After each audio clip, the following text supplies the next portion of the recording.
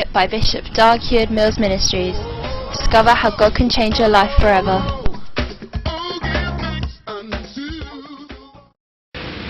This morning I want to give you something that can help you through the year 2012 in your personal life. Amen. And it is called the Art of Leadership. Can I have some copies of the Art of Leadership available inside the church, so that if somebody wants to get a copy? I'm sharing from chapter 7. Decide to become one of the few good leaders in this world. Amen. All right.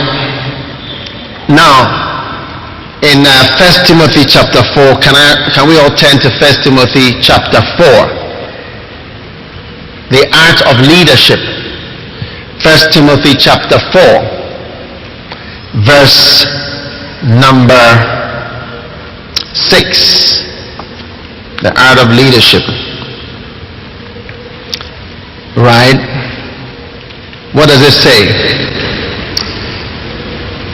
If thou put the brethren in remembrance of these things, thou shalt be a good minister of Jesus Christ.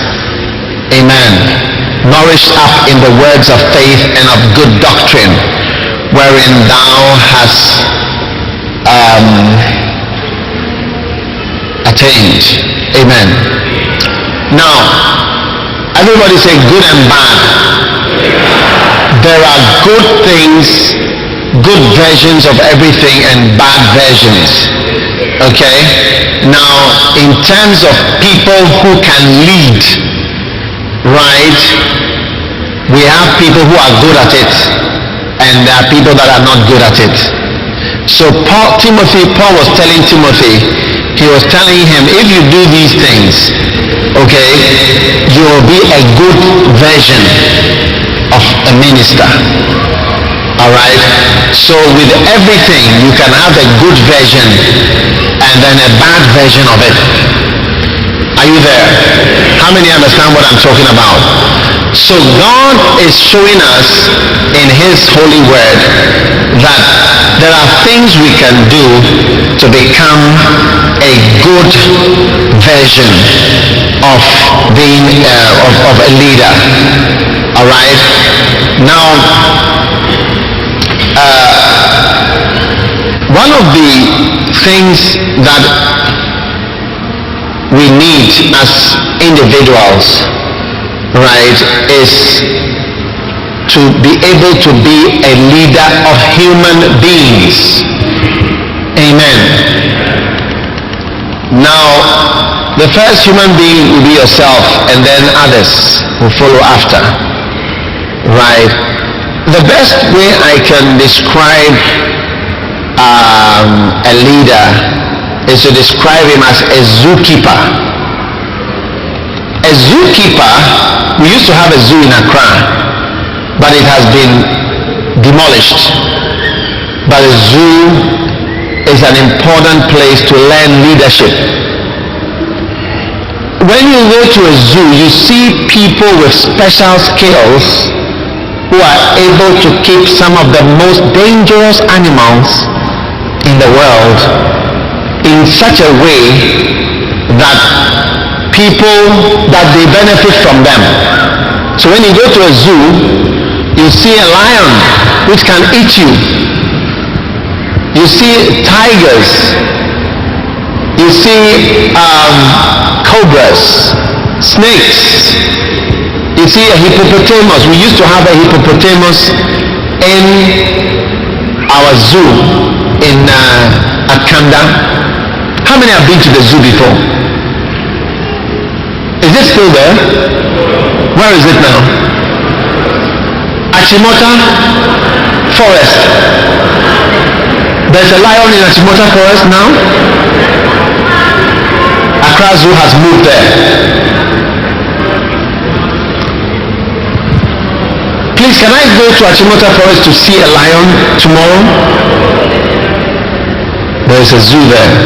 Okay. Who has seen a lion in Achimota Forest? Okay. So, listen. One day I was watching a film on wildlife, and they showed all the different animals and the lions. And then they said the lions, even though they are eating all the others, are going to reduce in number. And then they said because there is another animal which has come nearby to the river. And then they moved the camera, and I was wondering which animal has come that is going to destroy the lions. And when they moved the camera, they showed a village of human beings. He said this animal which has come will wipe out all lions and all other animals from there. It says more dangerous than the drought and all the other dangers that the animals have. So I would describe a leader as a kind of a zookeeper who is controlling dangerous people.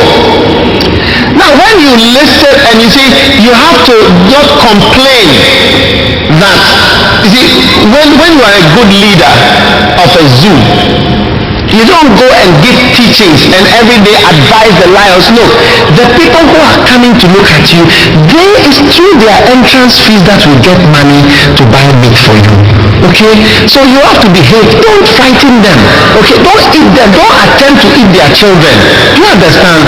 You don't teach them humility, honesty. You don't teach monkeys. Don't take somebody's banana or whatever. You don't go to the zoo and stand in front of the gorillas and say, look, last time you killed somebody who came here, you cannot be killing the people here. I want to teach you. We have to, from today, I want to call on all gorillas and all monkeys in the zoo to play the hip.